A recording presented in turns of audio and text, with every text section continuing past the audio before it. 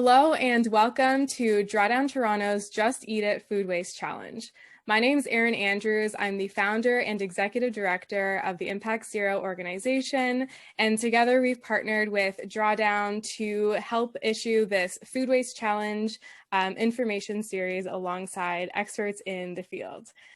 To help provide the greater context of food waste, we have Rose Barcarse with us, Community Programs Manager at Second Harvest. Since 2018, she has worked directly with over 250 Toronto-based agencies that Second Harvest supports by providing logistical support, as well as delivering education and training workshops. Thank you so much, Rose, for joining us today. I'm so excited to have you. Oh, thank you for having me. This is going to be a lot of fun.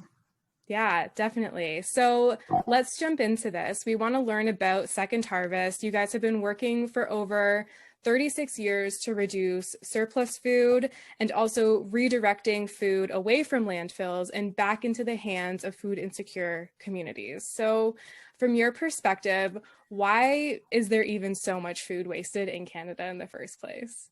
Oh my God, good question. And it's actually really interesting because prior to working at Second Harvest, I didn't understand the full magnitude of the issue of food waste. And a lot of people didn't. So in January 2019, we invested in some research to really better understand, the depth and breadth of food loss and waste across Canada. And it's the first study that's ever been done that actually uses primary data and uses a standardized measurements. We were really excited about this research paper.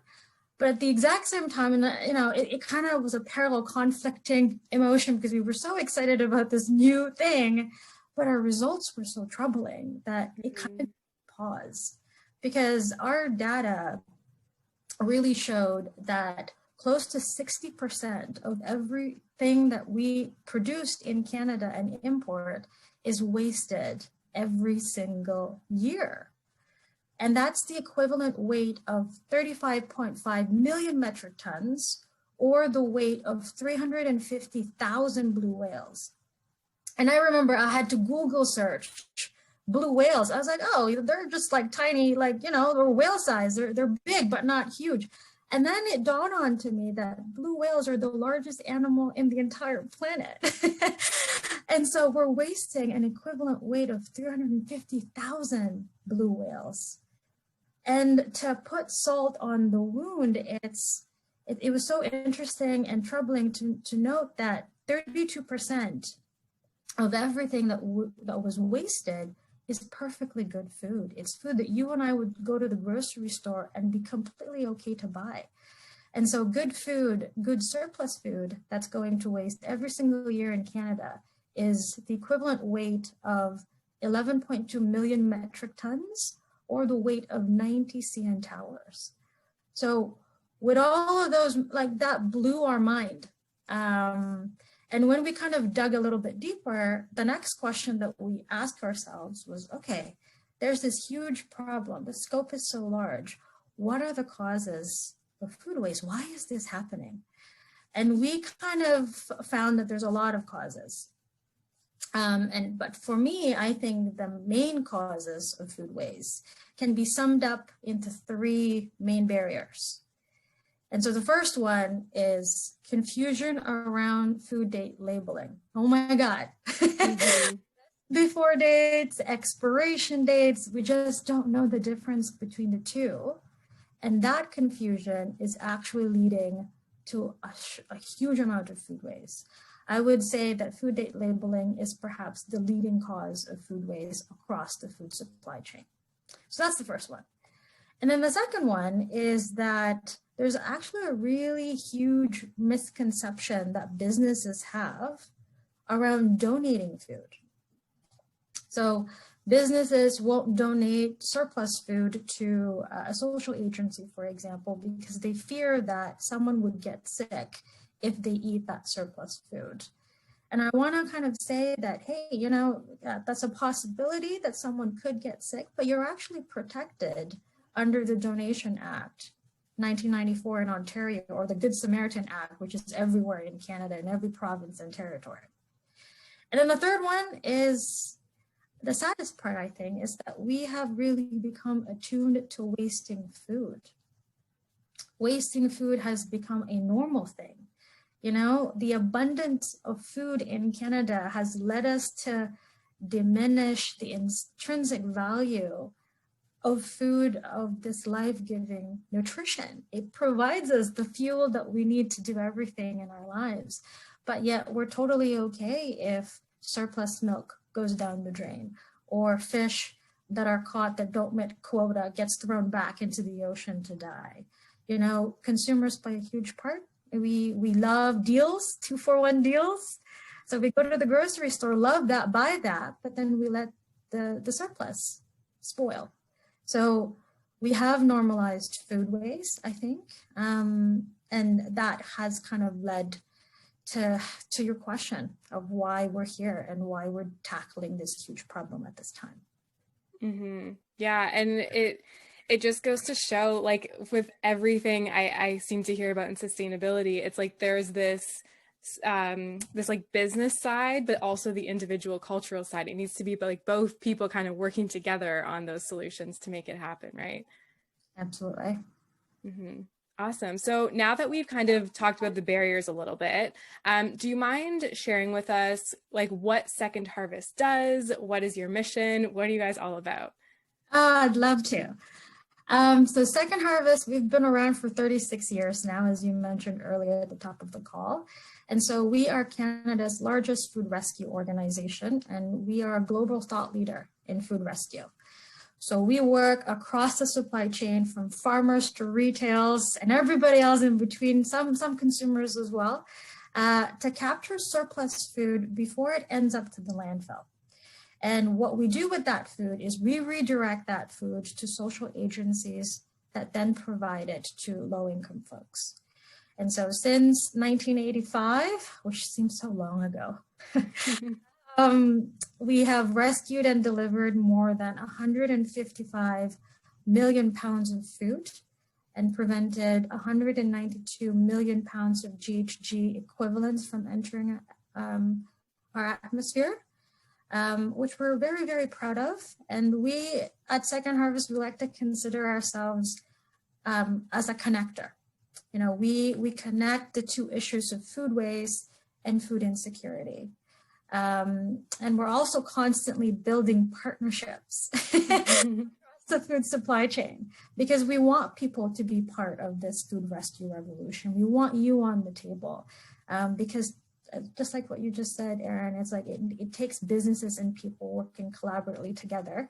And hopefully when, you know, governments decide to join us, it'd be great to have them on the table too, so that we could have a holistic approach to finally solve the issue of food waste, for sure. Mm-hmm. Absolutely. I love that. And it's like you have this social side of like getting food to people who need it. But as well, there is a huge climate argument for this because, as you mentioned, if you have this food being consumed, you no longer have all those methane emissions associated with it sitting in landfill. Like it could actually be a huge vector to reducing Canada's carbon footprints and emissions footprints as well, right? Yeah, and it was so interesting. I sit on a couple of tables for Enviro as well, and the next 10 years is the most critical years that we have to fighting climate change or drawing down, so to speak, GHG emissions from the atmosphere. So climate change, I believe in the drawdown book, is listed as like within the top 3. I think it's the number 3 most impactful solution to tackling climate change. And what I love about food is that we're all connected through food. Everybody needs to eat. And so everybody has a lived in experience when it comes to food. I'm reminded of my grandma who like grew corn hometown in the Philippines. And I remember her saving and doing some preservation techniques. I remember like drying a lot of fruits and vegetables so that we could stretch that throughout the drought times, you know? So I think it doesn't take a degree, it doesn't take a special skill set to become part of the food rescue revolution and think of ways to reduce your food waste. It's just, and it's also really fun.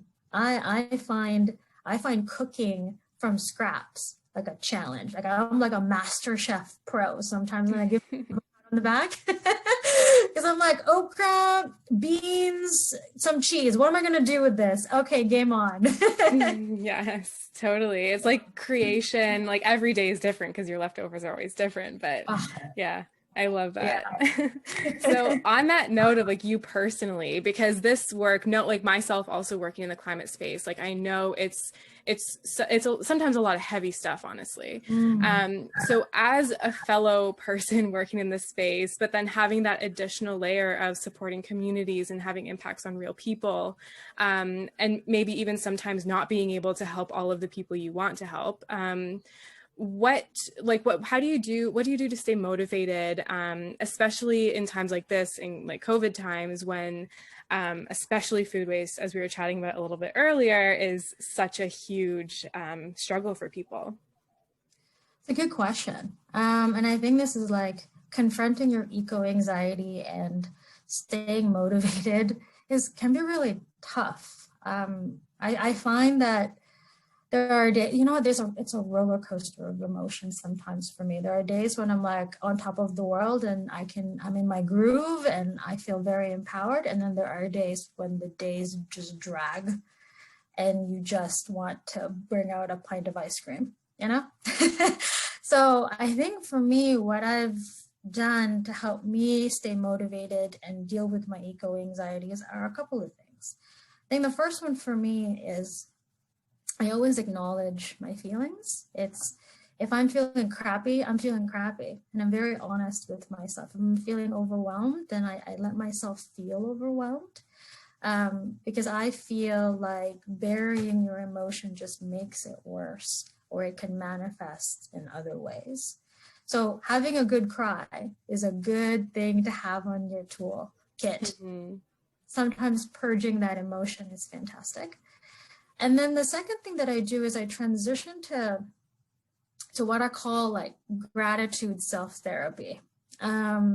So I'm reminding myself of like the coolest stuff that I have in my life.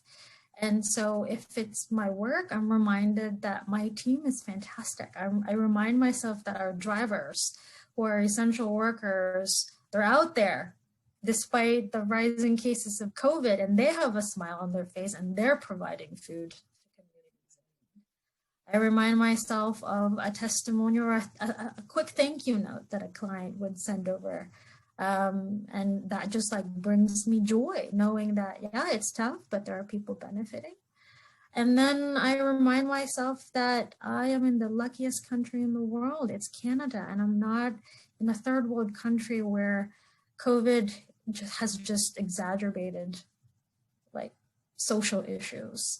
And that's I'm thankful for the food that I have on my plate. So I think as I like switch my perspective to being more grateful, my anxiety less. I've noticed that my anxiety has lessened. I noticed that I'm smiling more and I can bounce back a little bit quicker.